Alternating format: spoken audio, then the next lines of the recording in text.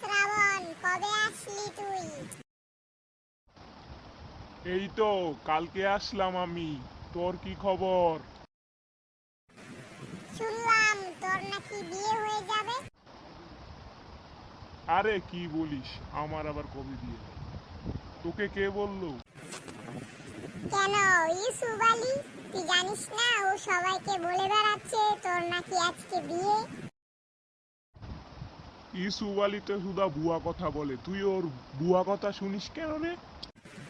আরে আমি বলিনি তো, আদিব আমাকে বললো ইউসুফ নাকি ওকে বলেছে। আদিব আজকাল ইউসুফের সাথে এত মিলে কেন রে? জানি না তো। চল আমরা খোঁজ লাগাই। তাহলে তুইও আমার সাথে চল, দেখি ইউসুফ আদিবের সাথে এত মিশে কেন, আর আদিবও ইউসুফের সাথে এত কেন মিশে। তাহলে চল। ঠিক আছে, চল এখন বাসায় যাই।